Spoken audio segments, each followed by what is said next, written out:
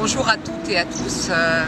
Alors dans cette situation sanitaire qui est un peu particulière, on a quand même trouvé quelque chose d'innovant, puisque de façon virtuelle, on fait venir chez vous des écrivains, des artistes, tout le monde de la culture.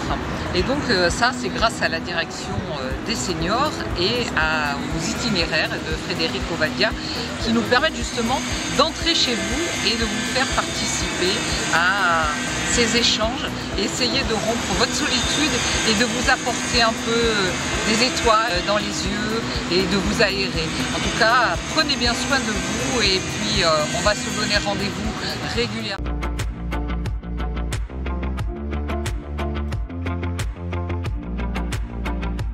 Essayez d'y mettre un peu de passion. Et je crois que c'est ce que vous transmettez aussi dans les écoles avec les... Bien, bonjour, je me présente, je suis Alain Vircondelet, je suis professeur d'université, mais surtout écrivain, puisque j'ai écrit beaucoup de livres depuis plusieurs décennies maintenant, et je dois dire même que je suis un des écrivains français qui publie le plus, 60 livres en 50 ans. Donc c'est quand même un gros travail. Ma production littéraire s'est portée davantage sur les biographies et sur l'autobiographie. Autobiographie, non pas que forcément ma vie soit ou intéressante plutôt, mais en fait parce que je ne suis pas un écrivain qui invente des histoires. Je ne suis pas un romancier à la façon de Balzac, par exemple, ou à la façon de Stendhal, qui raconte une histoire qui est extérieure à lui. Je raconte toujours des textes, des récits qui m'importent, qui me parlent, qui me racontent une histoire à moi, et que je réinterprète et que je réanalyse. Et aussi, évidemment, l'histoire de mon enfance, l'histoire de ce qui m'a été donné de vivre pour devenir à la fois ce que je suis, c'est-à-dire professeur, écrivain. Je trouve que cela est une formidable expérience de connaissance de soi, et l'autobiographie permet ce genre d'exercice. Donc je suis à la fois à cheval entre l'autobiographie et la biographie. La biographie, parce que j'aime les gens, parce que j'aime connaître leur histoire, non pas en voyeur, mais j'espère en voyant plutôt. C'est-à-dire en essayant d'aller au-delà de l'apparence qu'ils peuvent donner et essayer de sonder des choses qui sont peut-être très éclairantes, justement. Il se trouve que très tôt, j'ai été l'élève de Marguerite Duras, qu'à 19 ans, Marguerite Duras m'a pris sous sa coupe, qu'elle a publié mon premier livre à 20 ans, et qu'elle a préfacé mon premier livre, aidé à le publier, et à partir de ce moment-là, elle m'a donné toutes les clés, à la fois de l'écriture, mais aussi les clés de la littérature et du monde parisien, et du monde littéraire aussi. Ce qui fait que j'ai baigné dans ma toute première partie de l'âge d'homme, j'ai baigné dans un milieu littéraire absolument merveilleux, c'est-à-dire les années 70. Et j'ai, à partir de là, eu l'idée d'écrire la vie de Marguerite Duras. Je suis devenu ainsi le premier biographe de Duras, et je n'ai jamais cessé de travailler sur elle après, avec plusieurs autres livres. Le goût de la biographie m'est venu de là, et j'ai donc traité des gens, des histoires de gens, d'icônes célèbres de la littérature, de la peinture, de la spiritualité aussi, et je me suis donc autorisé à pénétrer chez eux ou être quelquefois à leur chevet. Ainsi, mon dernier livre qui est sorti il y a à peine une semaine, c'est Arthur Rimbaud à la fin de sa vie, et je me suis mis au chevet de l'hôpital, de sa chambre d'hôpital à Marseille, et là je l'ai écouté, en fin de compte je l'ai écouté, et j'ai raconté cette histoire de la fin de Rimbaud. J'ai écrit beaucoup d'autres livres, beaucoup de biographies bien sûr, et particulièrement biographie de Camus, biographie de Saint-Exupéry, biographie de Duras, biographie de Françoise Sagan, de Toulouse-Lautrec, de Charles de Foucault. J'ai été le biographe de Jean-Paul II, officiel, donc j'ai écrit 7 livres avec le pape ce qui était quand même une expérience magnifique, évidemment. Et puis j'ai étendu cette notion de biographie, c'est-à-dire raconter une vie au sens étymologique, eh bien, à d'autres choses que des êtres vivants, c'est-à-dire une ville. Par exemple, j'ai fait la biographie de ma ville natale. Je suis né à Alger et j'ai écrit la biographie de ma ville. Et puis, comme j'aime l'histoire de l'art et que j'enseigne l'histoire de l'art aussi, je me suis intéressé beaucoup à des chefs-d'œuvre pour savoir comment finalement ce chef-d'œuvre a été peint, comment il a été réalisé, comment ça s'est passé. Et une des premières expériences que j'ai eues à ce sujet, c'était à propos de Séraphine, la femme de ménage, peintre, que j'ai découverte et que j'ai vraiment aidé à porter jusqu'au film et jusqu'à de nombreuses expositions qui ont eu lieu à Paris. Et j'ai essayé de traduire ce que ces tableaux voulaient dire. Et Guernica fait partie de cette aventure. Fait partie de cette aventure qui me permet peut-être en même temps de découvrir une œuvre d'art, mais aussi de décrypter ceux qui l'ont faite ou celui qui l'a faite. Et ce décryptage me donne la possibilité à un moment aussi, non seulement d'éclairer un tableau, ce qui est un peu le but du projet, mais en plus d'essayer de mieux comprendre la personnalité de celui qui l'a fait. Et là, avec Picasso, j'étais face à un monstre, absolument. Guernica, tableau iconique, universellement connu, 1937, une œuvre majeure de Picasso. A-t-il voulu qu'elle soit ce qu'elle est, cette œuvre? C'est toute la question. En fait, Guernica, le titre, n'a même pas été donné par Picasso. Ce n'est pas lui qui l'a choisi. C'est la jeune République espagnole qui lui a commandé ce travail pour illustrer ou pour garnir le hall du pavillon de l'exposition internationale de 1937 à Paris. Et ce pavillon était situé entre les deux grands bâtiments au Trocadéro, les deux grands bâtiments consacrés l'un à l'URSS et l'autre aux États-Unis. Autant dire que, vous voyez, il était vraiment coincé entre les deux grandes puissances de l'époque. Et ce petit pavillon se devait, comme tous les pavillons de l'exposition internationale, eh bien, célébrer la beauté de chaque pays et la technicité, les technologies de chaque pays, le tourisme qui s'y pratiquait, etc. Donc, on a demandé à Picasso de faire, Picasso qui était en 1936, à l'époque où on lui a proposé ça, qui était le directeur du musée du Prado, hein, quand même. Il faut savoir qu'à ce moment-là, Picasso, qui a déjà 56 ans à peu près, hein, est un homme très connu, très célèbre, qui d'ailleurs a été très tôt célèbre, puisque déjà, dès la guerre de 14-18, il y avait une exposition énorme consacrée à Picasso. Donc c'est un homme qui, dès la jeunesse, la toute jeunesse, c'est-à-dire dès son arrivée à Paris au tout début du siècle, en 1900, quand il est allé s'installer au bateau Lavoir, il a tout de suite explosé. Tout de suite, on a découvert, tout de suite, les collectionneurs qui allaient au bateau Lavoir, sachant qu'il y avait de jeunes artistes qui y squattaient en quelque sorte, eh bien, ils sont allés et ont trouvé que de tous, mais il y avait Braque, il y avait Modigliani, il y avait vraiment des gens déjà exceptionnels, mais débutants. Et Picasso était déjà, en tant que jeune peintre débutant, déjà observé et remarqué magnifiquement. Donc, il faut voir que à ce moment-là, quand la jeune République espagnole, en pleine guerre civile quand même, hein, mais la dictature de Franco n'a pas commencé, on lui commande un tableau. Et Picasso dit oui. Il accepte d'abord en tant qu'Espagnol, en tant que directeur du musée d'art du Prado.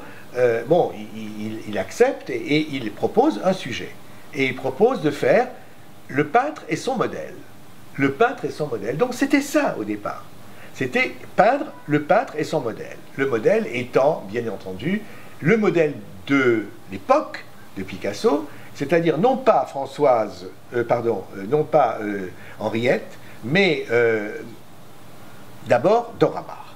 C'est-à-dire Dora Maar qui était la maîtresse à peine découverte depuis 1935. Et cette Dora Maar était une beauté assez fascinante, magnifique femme, très plantureuse, à l'inverse d'ailleurs peut-être même des goûts futurs de Picasso, parce que ni Jacqueline ni Françoise Gillot ne sont très généreuses de forme, mais Dora, oui, gironde même un peu.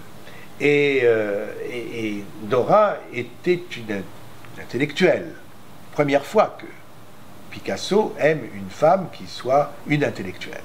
C'est-à-dire une femme qui est d'abord une artiste, une très grande photographe de l'époque, célèbre déjà, qui photographie les stars de passage à Paris, et en même temps qui a un travail très personnel et qui est une émule du surréalisme et qui va faire des compositions photographiques tout à fait innovantes, tout à fait inédites, fondées surtout sur le motif du fantastique, avec des personnages qui sont assez monstrueux, qu'elle va mettre en scène à partir de montages tout à fait particuliers, c'est-à-dire qu'elle peut prendre par exemple un fœtus d'animal, le tourner d'une certaine manière et elle en fait le portrait de Franco par exemple. Vous voyez, il y a comme ça des personnages qu'elle fait, qu'elle monte, qu'elle met en perspective dans des je dirais des micro-installations et qui deviennent des personnages fascinants et en même temps terrifiants. Donc elle est déjà un personnage connu, un personnage qui étrange aussi, hein, un personnage assez insolite. Elle a l'avantage de parler espagnol, comme lui. Elle a habité, une Croate, mais elle a habité à Buenos Aires et elle a été la fille d'un ingénieur et architecte extrêmement connu à l'époque et qui a construit à Buenos Aires des buildings très très grands. Et Dora dit toujours, je les ai vus se construire, mon père m'a mené dans les chantiers et j'allais au dernier étage pour voir tout Buenos Aires et elle disait, papa, encore plus haut, encore plus haut. Et lui qui avait une passion pour sa fille, dont il était séparé de sa femme, il s'occupait surtout de sa fille, et sa fille qui s'appelait Théodora Markovitch, sa fille était une déesse. Et il disait, pour ma fille, il faut que je me surpasse. Et de toute façon, tu es une déesse, tu iras très loin. Elle l'a tellement cru que Théodora est devenue Dora. C'est-à-dire que Théo, qui veut dire en grec Théos, qui veut dire Dieu, elle l'a banni. Elle l'a rejeté. Elle a dit, pas besoin d'un prénom où il y a Dieu dans mon prénom, je veux que ce soit moi la déesse. Et donc Dora, c'est une orgueilleuse, c'est une fière, c'est une violente même.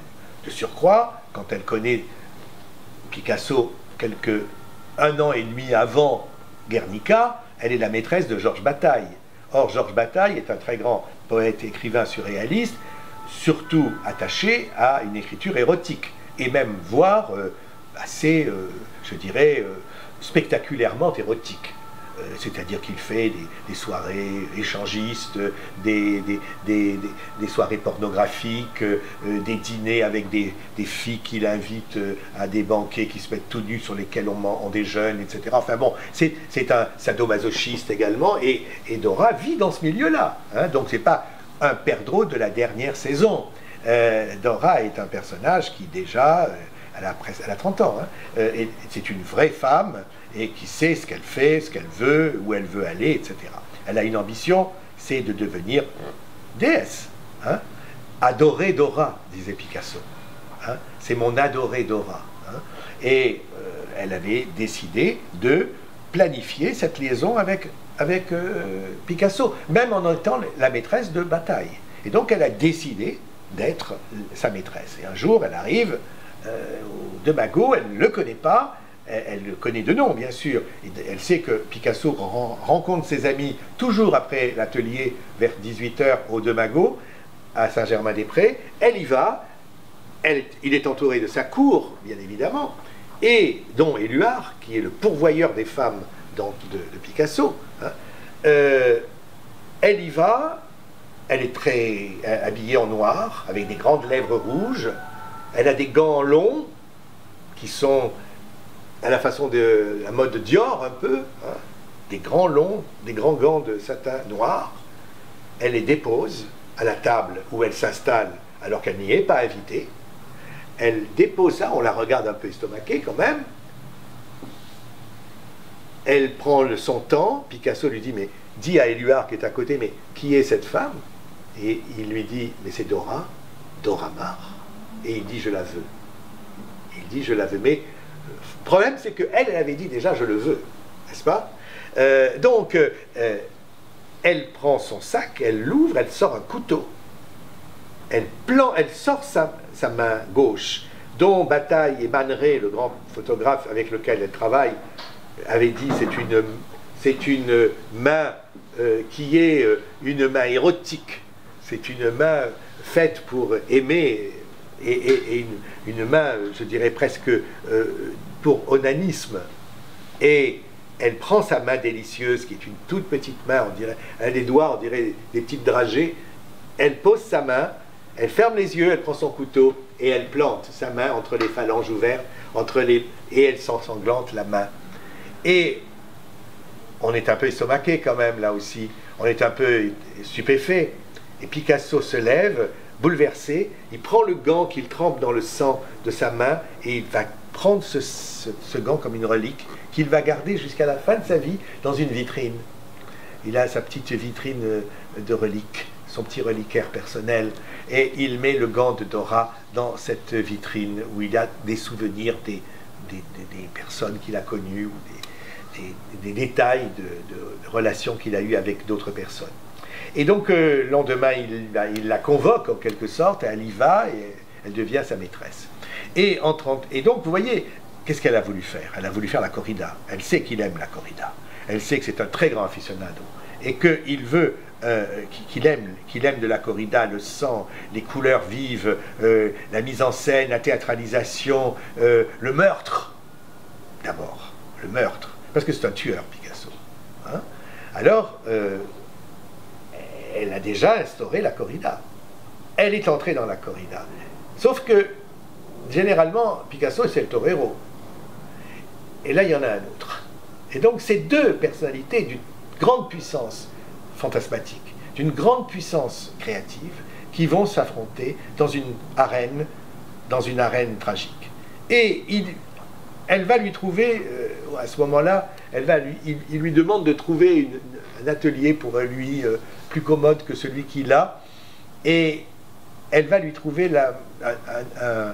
un grenier assez extraordinaire aux Grands Augustins, rue des Grands Augustins, qui est un immeuble du XVIIe siècle avec un grenier gigantesque qui servait déjà un peu de salle de spectacle, mais complètement détruite la salle. Hein. C'était complètement abandonné, mais il y avait un côté, comme au début des Bouffes du Nord à Paris, dans cette salle de spectacle un peu détruite, dans lequel jouait souvent Peter Brook ou chantait Barbara. Et donc, elle installe Picasso dans cet endroit, qui est très haut, 8 mètres de plafond quand même, 8 mètres de hauteur, et là, Picasso va s'installer. Il y a l'atelier, il y a des petits appartements à côté, un petit peu précaires, mais dans lesquels il s'installe. Elle vit à côté, rue de Seine, rue de Savoie, pardon, et c'est un appartement d'ailleurs que son père lui a offert. Et ils se voient tous les jours, mais un peu séparés, un peu à la mode de Beauvoir et de Sartre. Et là, Picasso commence le tableau, effectivement, de la muse et son peintre. Et vient avril 37. Avril 37, c'est le massacre de Guernica, commandité quelque part par Franco, par le général Franco, auquel qui a demandé des services auprès des Italiens fascistes et des Allemands nazis. Et là, les nazis acceptent et vont expérimenter ce qu'ils prévoient de faire plus tard.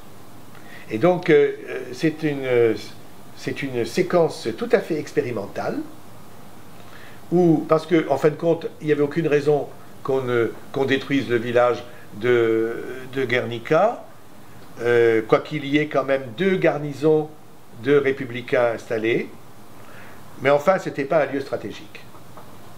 Et on décide de le raser. On décide de le raser comme cela, très rapidement, avec une expérimentation de ce qu'on appelle le tapis de bombe.